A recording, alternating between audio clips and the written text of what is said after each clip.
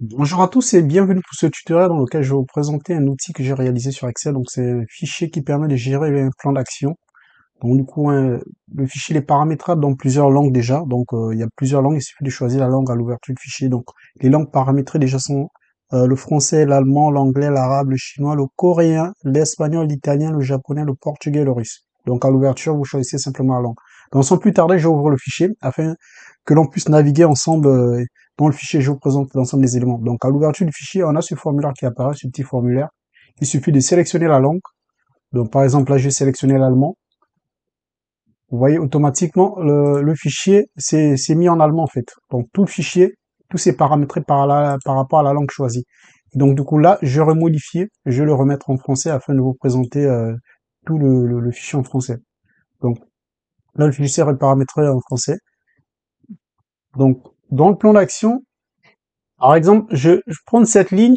Donc sur cette ligne, je vais essayer de présenter l'ensemble des éléments. Ici, on a le numéro de l'action. Donc ce numéro s'incrémente automatiquement. Donc chaque fois qu'on ajoute une nouvelle ligne, ça se réincrémente tout en dessous en fait. Le numéro s'incrémente automatiquement en fait. Donc ici, on a la date d'entrée de l'action. On a la source de l'action, donc qui a l'origine de la demande. Donc par exemple, le service maintenance, service QHSE, la direction, ainsi de suite. On a la nature de l'action, elle concerne par exemple la réalisation d'un support de maintenance, la réalisation d'une fiche de sécurité, par exemple la planification de telle réunion. Ici on a la description de l'action, on a le niveau de priorité de l'action, on a le pilote de l'action, donc qui sera en charge de la réalisation de l'action. On a la date de fin de réalisation de l'action, on a le délai revu, l'action, on a le niveau, la barre de progression, donc le pourcentage de progression de l'action. On a le statut de l'action. Dans le statut, on a plusieurs statuts. Donc le statut fait, en cours de réalisation, en attente, à valider, à présenter, à faire ou action annulée en fait.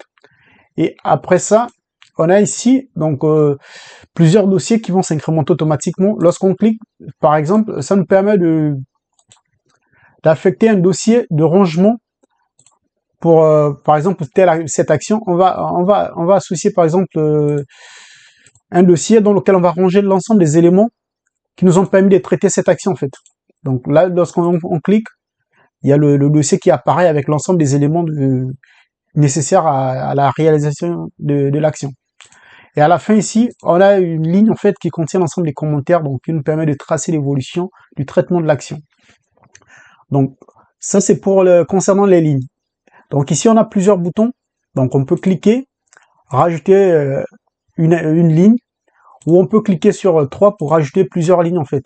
Donc en cliquant, on a un formulaire qui apparaît, il nous permet de choisir les dates, les différentes dates. Par exemple, on choisit les dates comme on veut. Ici, on a des listes déroulantes qui nous permettent de choisir donc par exemple niveau de projet, projet 1, projet 2, ainsi de suite. Donc ça, ces colonnes, ces différentes colonnes avec les listes déroulantes sont paramétrables ici dans la feuille plan d'action en fait. Donc on choisit le projet, on choisit la nature. On peut définir par exemple rédiger un commentaire, définir le niveau de priorité de l'action, le responsable de l'action, choisir une date de fin de réalisation de l'action par exemple, définir un statut, donc en cours de réalisation, par exemple à faire, statut à faire, donc niveau d'évolution 0. On peut définir un dossier de classement de l'ensemble des éléments nécessaires au traitement de cette action déjà, ou pas. Donc, et ça, on peut le faire pour toutes les actions, ainsi de suite. Donc, vous voyez que ça c'est simple.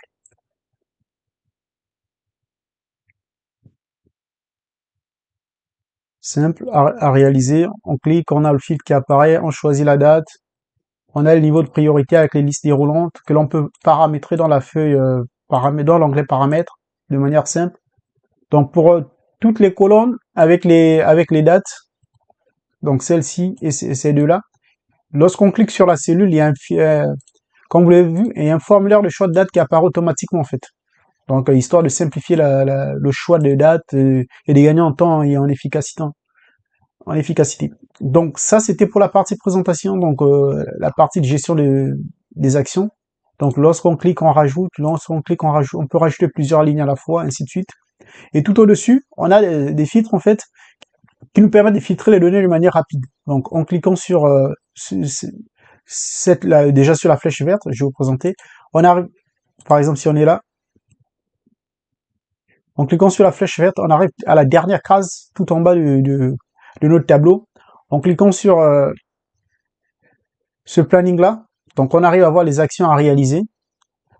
Là, on arrive à voir les actions qui sont en retard. Là, on arrive à voir les actions planifiées pour cette semaine, planifiées pour ce mois, ce trimestre, cette année. Là, en cliquant sur cette cellule, on arrive à voir les actions en cours de réalisation. Donc, on sait par exemple que on a une action vitale, 6 actions importantes et une action secondaire à réaliser. Là-dessus, en cliquant, on arrive à voir les actions à présenter en fait. Donc, par exemple, lors d'une réunion, euh, on sait déjà, on a déjà traité par exemple telle et telle action, on sait quelles sont à présenter. Lorsqu'on arrive en réunion, on a simplement un bouton action à présenter pour pouvoir les présenter simplement lors de la réunion. Ici, on a les actions, c'est-à-dire à décider en fait, donc sur ce bouton. Il y a oui ou non, donc suivant telle ou telle contrainte, ça a été réalisé, mais ça a validé maintenant avec l'ensemble des responsables. Donc ici, on a nos boutons ajouter une ligne, comme je l'ai présenté tout à l'heure, ajouter une ligne, ajouter 3 lignes dans notre plan d'action. Là, on accède directement aux paramètres de notre feuille. Ici, on a plusieurs vues, donc soit on masque, donc une vue réduite, donc on va masquer certaines colonnes, soit on affiche l'ensemble des colonnes. Donc là, on masque, et là, on affiche les colonnes en fait. Donc ici, c'est lorsqu'on travaille sur un PC portable, ça permet d'avoir une meilleure vue, donc de restreindre les éléments à présenter sur le plan, où là, on a tous les éléments, tous les éléments, donc lorsqu'on est par exemple sur un grand écran. Donc ça, c'était pour cette feuille. Et donc du coup, l'ensemble de ces données, donc ces listes déroulantes, sont paramétrables dans la feuille paramètres ici. Donc toutes les colonnes en verte. Donc on peut rajouter ici par exemple au lieu de projet 1, on peut mettre par exemple demandeur service QHSE, service maintenance, production, direction, ainsi de suite, ou responsable maintenance, ainsi de suite. Ici on a différentes natures, les natures de nos actions. On peut par exemple avoir gamme de maintenance. Donc lorsqu'on ajoute ici par exemple gamme de maintenance, lorsqu'on va revenir ici, vous voyez gamme de maintenance apparaît ici. C'est exactement la même chose. Si ici j'ajoute par exemple que l'action vient du codir, lorsque je vais venir ici, en cliquant sur source, il y a le codir qui apparaît en fait. Donc je pourrais maintenant le choisir. Donc ça c'était pour ces éléments. On peut modifier, ajouter aussi un demandeur supplémentaire. Je vais par exemple ajouter Tartampion. Lorsque je viens ici, vous voyez au niveau des demandeurs, lorsque je clique au niveau du pilote, autant pour moi, lorsque je clique, il y a Tartampion qui apparaît. Donc ça, ces éléments sont plus paramétrables là. Tous les autres éléments en jaune, c'est les éléments nécessaires aux indicateurs. Donc aux indicateurs qui sont présents dans cette feuille en fait.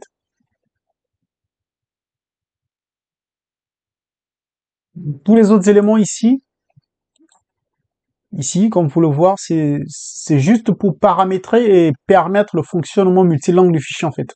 Donc là, vous voyez, il y a des indicateurs qui sont calculés, c'est pour renvoyer les indicateurs directs sur la feuille accueil ici, ou les indicateurs en en-tête ici en fait.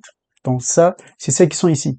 Et donc du coup, lors de l'utilisation du fichier, vous aurez juste à compléter ces colonnes-là. Donc, c'est-à-dire source de données, nature, pilote, progrès, année, éventuellement niveau de priorité, si vous avez d'autres niveaux de priorité plutôt que vital, important, secondaire, vous les remplacez ici automatiquement, ils sont pris en compte. Ou les statuts, donc les statuts, vous pouvez éventuellement avoir d'autres statuts, ne pas utiliser ces statuts-là, mais avoir d'autres statuts, vous les définissez ici, et automatiquement ils sont pris en compte dans le fichier en fait. Donc pour l'utilisation, la bonne utilisation du fichier, vous aurez juste à paramétrer ces éléments-là. Donc après l'onglet paramètres, je vais revenir sur l'onglet accueil, donc afin de vous présenter l'onglet accueil. Donc au niveau de l'onglet accueil, ici, on a des boutons d'accès rapide qui nous permettent d'arriver directement rapidement sur nos feuilles. Donc lorsqu'on clique sur le plan d'action, on arrive sur le plan d'action. Lorsqu'on clique sur paramètres, on arrive sur paramètres, langue, on arrive sur la feuille langue, et manuel d'utilisation, on arrive direct sur le manuel d'utilisation en fait. Donc du coup, ça, c'est pour cette partie-là. Et la partie en vert ici, ce sont des filtres qui nous permettent de filtrer directement notre plan d'action depuis la feuille accueil en fait. Donc par exemple ici, cette feuille d'accueil, on peut l'utiliser lors de la présentation par exemple de notre plan d'action au responsable ou à tel ou tel à la réunion en fait, à une réunion de pilote en fait, de pilotage. Donc lorsqu'on va cliquer par exemple sur To Do, ça nous filtre déjà le plan d'action en affichant les éléments à réaliser en fait. Lorsqu'on va, par exemple, action en cours, lorsque je vais cliquer direct dessus, ça va afficher les actions en cours. Donc en cours, qui est ici au niveau du plan d'action, il est différent d'un cours qui est ici en fait. Son cours qui est ici, comme vous avez vu, il filtre, il prend plusieurs, donc tout ce qui est en cours, en attente, à réaliser, ainsi de suite. Alors qu'en cours, qui est ici, c'est-à-dire depuis le bouton accueil, il ne prend que les actions qui sont en cours de réalisation. Donc on a les actions en attente, ainsi de suite. Donc ça c'est pour cette partie. Les actions hors délai, lorsqu'on clique, on arrive à voir rapidement les actions hors délai. C'est-à-dire hors délai, c'est celle dont la date a été dépassée, la date de fin de réalisation ici a été dépassée. Dans une seconde partie ici, on arrive à voir des indicateurs de notre plan d'action, donc de notre plan d'action qui vont s'afficher directement ici. Et on peut choisir par rapport à l'année, ici, et ça c'est mis à jour automatiquement en fait. Si je choisis 2023, ça se met automatiquement à jour comme vous le voyez. Donc ici, pour janvier, on a le nombre d'actions, par exemple, je prends simplement février, on a le nombre d'actions à faire, fait, en cours, en attente, à valider, à présenter le total d'actions en fait, pour chaque mois en fait. Donc pour chaque mois, on a ici pour chaque ligne, chaque mois, qui correspond à chaque mois, on a différentes données. Tout en dessous, on a le total, donc le total d'actions réalisées, ainsi de suite. Et donc du coup, cette partie, on peut, suivant l'année, choisir simplement la date, elle s'est mise à jour automatiquement. Elle s'est remise à jour automatiquement. Donc ça, c'était pour la feuille, l'onglet accueil. Donc, on a présenté l'onglet accueil, paramètres, actions, paramètres, et on a la langue, l'onglet langue. L'onglet langue, c'est l'onglet dans lequel on définit l'ensemble de nos paramètres langue. Donc, ici, par exemple, je peux forcer le choix d'une langue, donc modifier la langue automatiquement. Le fichier se réadapte par rapport à la nouvelle langue que j'ai choisie. Là, je reviens, je modifie la langue, je remets en français, je valide. Automatiquement, le fichier se met en français.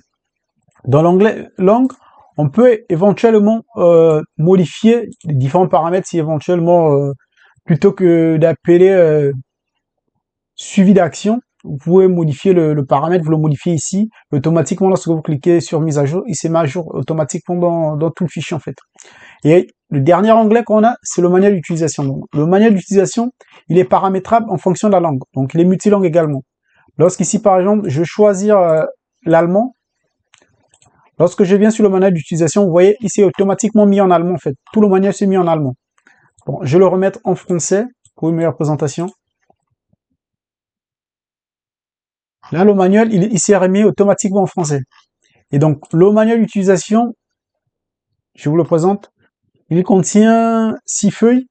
Et donc, du coup, tout le fichier est décrit, en fait. Donc, l'utilisation, tous les onglets sont décrits, sont présentés dans le manuel. Et donc, du coup, afin de vous permettre d'avoir une meilleure rapidité d'utilisation du fichier. Donc, je suis arrivé au terme de cette présentation. Le lien de téléchargement du fichier est dans la description. Vous pouvez télécharger de manière assez simple le fichier. Et donc, du coup, je reste à votre disposition si besoin d'aide concernant l'utilisation ou la modification de telle ou telle fonction. Mais je pense qu'avec le manuel, vous aurez tout pour pouvoir l'utiliser de manière assez simple et sans avoir besoin d'avoir plus d'informations. Merci encore d'avoir regardé ce tutoriel. Abonnez-vous, éventuellement likez la vidéo, et vous pouvez également activer les cloches de notification pour être au courant de nos prochaines vidéos et nos prochains tutoriels.